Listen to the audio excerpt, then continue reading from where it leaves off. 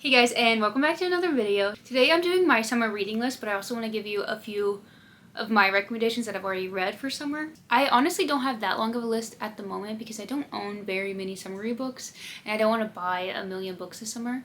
So I have a few that I already own and then a few on my list to buy. But I'm going to start with the books that I've actually already read. So I have these. So the first one is The Roughest Draft. I think this is a married couple authors, which is kind of cool, but the book is about these two. I don't know if they were married or dating before. I think they may have been dating before and then they broke up and they had a writing contract together, and so they have to finish their last book together, so they go back to the house where they wrote at and they kind of try to stay separate, but then, you know, love.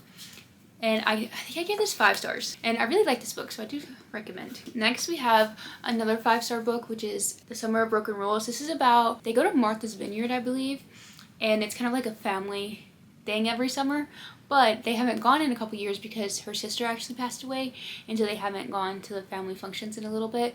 But this summer they decide to go and they play this huge game of assassin, and then there's a friend there that she kind of falls for. But I really like the story. And then Anything by Emily Henry, I feel like is always summery.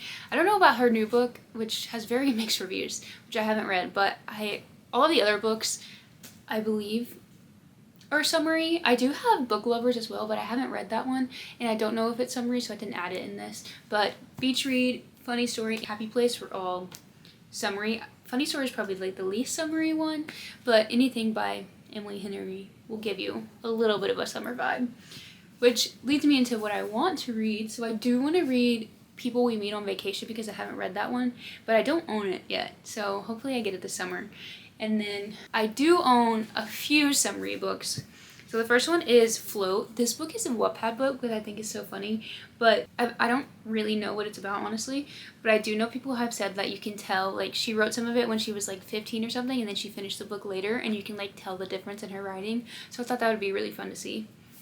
And then I have the Summer I Turned Pretty series, which I'm planning to read this whenever we go on our little anniversary trip to Mexico this summer, which is actually at the end of the month, so it'll be very soon. So I'm gonna do reading The Summer I Turned Pretty while at the beach, and I think it'll be such a fun video. So subscribe if you want to see that. And then the rest of them are on my phone. These ones I don't really know very much about just because I haven't read them. But the first one is Love Haters by Catherine Zinter. I know this has something to do with the Coast Guard, and it's her newest release, so I do want to read that. And then Swept Away by Beth O'Leary. I really like the flat share, so I think I would like it. But this one, I believe, is, what is it called? One Night Stand? No. I don't know what it's called. I'm gonna say that's what it's called.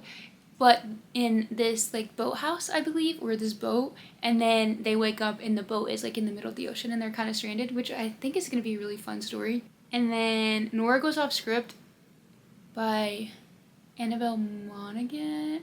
I don't actually know the author's name, but she also has Summer Romance, which everyone says is really good, so I may add that to my summer list. So honestly, anything by this author I think would be summery in my head. I don't know. I do really want to read The Ministry of Time, but I don't know if this is summery. So let me know if it like gives any type of summer vibes. I feel like it probably doesn't, but I have been wanting to read it for a very long time, so we may get to that, but I don't own it, so.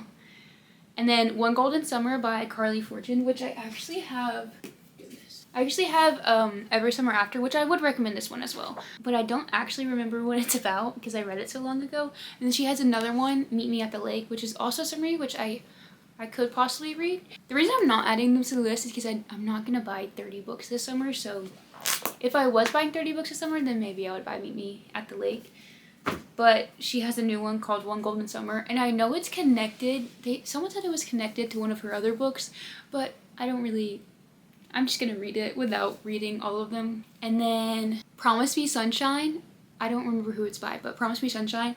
The next one is Passion Project, and I think these two have kind of like the same vibe of like trying to find happiness in life again, but I could be completely wrong because I tried to go into books like a little bit blind, and that's like part of it because I kind of know a little bit about what it's about, but I don't really know fully.